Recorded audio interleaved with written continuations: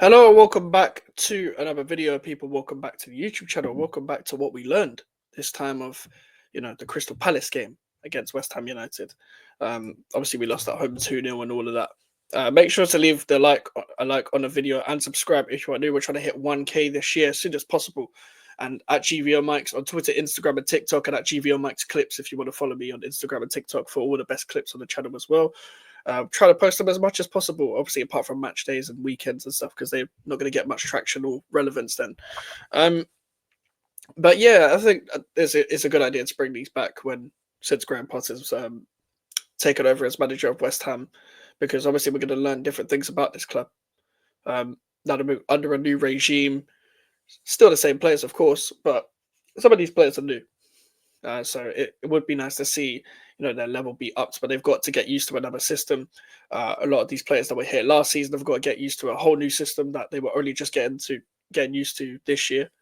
They're still trying to phase out a lot of last season, and that's kind of bad to say because we're in January now. I think fans are that they're willing to give Potter time, but they're kind of done waiting with these players. Because I was in the ground and no one was angry at the manager, but there was booing at the end because it was still bad to watch. But it was not because of the manager. I think a lot of fans would even say that themselves. Like, he's only just been here. He's only just got here. This was his second league game and third game overall. No one's going at the manager like that. But at the same time, these players, man, we expect better from a lot of these players, including the likes of Lucas Paquetá and Mohamed Kudus. But here's what the first thing that I learned from the game was in the system that Potter wants to bring. Obviously, he likes to play a various amount of formations throughout. I've talked about that before. In game, it changes throughout. In game, it gets tweaked a lot. However, in most of the time, it's in a three in possession. It's a three in possession. Whether it's a midfielder dropping in if we're playing a normal back, like only four defenders, or someone tucking in and one of the wingers is one of the wing backs. It varies. It varies depending on the personnel.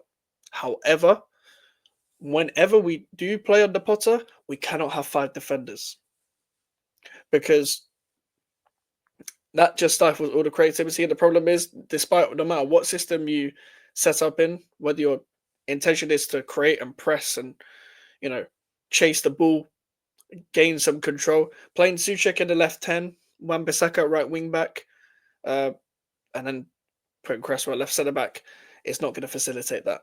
I don't even think Cresswell's that bad. I don't rate Cresswell at all. But he was kind of just there for no reason. He can't overlap nowadays. It's 2025 when we're asking Aaron Cresswell to overlap. I know he's got a limited amount of players he can work with, but he can still make changes even with the players he's got. I know he ain't got much choice, but we do desperately need the likes of Somerville, Jared Bowen, and Tadibo back, but that doesn't save the defensive aspect. I think he's set up like that because they play five in the back as well, but I don't want to see all of that anymore. I want to make teams worry about us, and we'll see whether that's going to happen. I'm quite calm just because my whole mentality of this, as I said on my match reaction, is that the rest of the season is basically like an extended preseason. It's a preseason before the preseason. And then in the actual preseason, hopefully you actually get time with, the fact there's not much intensity in the opponents you're playing to actually get your system into these players. Hopefully you actually get some new players to actually help you as well. And we'll see from there. But I'm getting worried about the bigger players in this club, the Paquetás and Kulises. I don't think. I think these lot just need. I think it's better if they leave. It's wasted potential again. I do think Paquetás playing better than he actually. Playing worse than he actually is.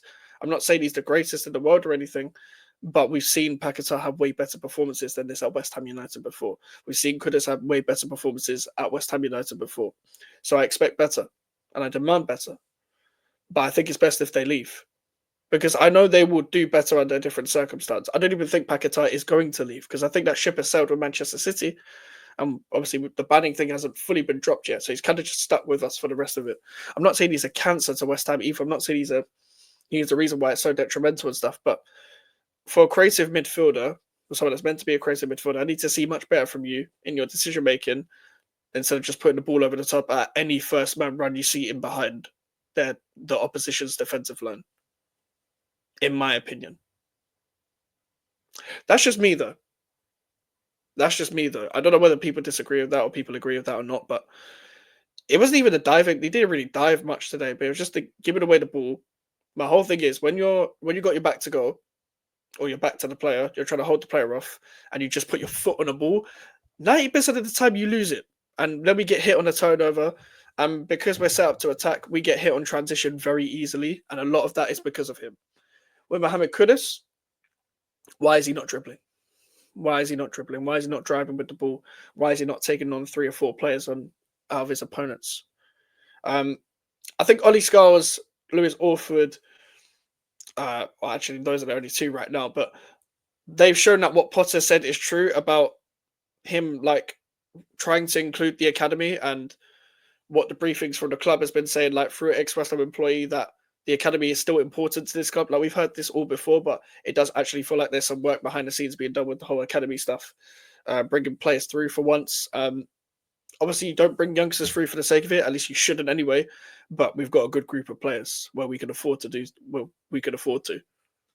We can afford to bring players through right now, especially with the quality at hand. Especially with Scholes on Orford and Earthy when he comes back. I know he's not playing a lot at Bristol City right now, but he's still a gem. He can probably be used a lot more. And I think Potter would like him.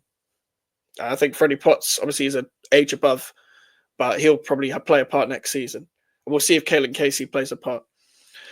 But I think they've proven that they can hold their own as well. As I said before, apart from one pass, I rated Orford's performance, and Skulls has no fear, wants to drive with the ball. I want to see Skulls, I want to see Orford, I want to see Guilherme, I want to see Soler. Those are the players I need to see against Aston Villa. I doubt that any of them will start. Most likely Soler, I hope, but I don't think the other three are going to start. Obviously, there's a lot of transfer speculation around Guilherme right now. But I'm going to come onto a transfer video another time because that's probably not going to be the most positive video. I'll be real with you because I'm kind of sick of people sending me stuff when it's not completely reliable to do with West Ham signing someone because we're not signing anyone. Let's be real, we're not going to sign anyone. Literally, the whole thing before was we need to sell someone to buy someone, and with the injuries right now, we can't afford to be losing numbers in the squad. We can't afford to be losing depth. I know we don't have anything to play for, but you kind of want to still see your team play at your best from no matter what, even if you've got nothing to play for. That's why I'm not as annoyed. I'm kind of just a bit like exhausted and tired of it when it comes to, you know, our knack of bad squad planning. We have a real bad habit when it comes to that. But that's just me. That's just me. That I don't know what you guys think, but I've said this before. My last point about what we learned, and I've mentioned this before, that what I said was right. The midfielders need to be upgraded on. I said this when I think it was even before the Villa game on Twitter and YouTube that all the midfielders that we have right now won't play a part in the long term under Graham Potter because they need to be upgraded on severely. They need to be upgraded on severely. Like they are not progressive at all. They're not progressive with their passes. And that was the biggest frustration of today. The reason why we're creating nothing is because none of them are brave to pass in between the lines because they're scared of losing the ball. They are scared of losing the ball. Now, obviously, as well, what I can say is that this will be the first time that Potter has a full week. In fact, he has 8 days. Obviously, they're not going to be training every day. I assume they have the day off tomorrow and then they come back into training on Monday or whatever. Or maybe they have recovery sessions tomorrow. But you've got 8 days to work. You've got 8 days to work against Villa. I'm not expecting you to get everything right in those 8 days. I'm just expecting you to drill the system into these players because I do think the players are embracing the system. I just some of their deficiencies are going to be put out there because some of these players can't play this system. I'm not saying it's this technical system is the best thing in the world and only a world class players can play it. No, only a certain type of profile can play it. It's a system based game in football now. So only certain type of players can play certain type of systems. It's quite simple as that. But again, let me know your thoughts in the comments. Let me know your thoughts in the comments. Make sure to like the video. Make sure to subscribe if you are new. Social medias are in the description if you want to follow me. And the email for the inquiries. GVO Mics on all platforms. And GVO Mics clips on Twitter and TikTok. And on Instagram and TikTok, sorry. I will be posting short clips to Twitter and obviously on YouTube Shorts as well. And I'll see you guys later. Goodbye.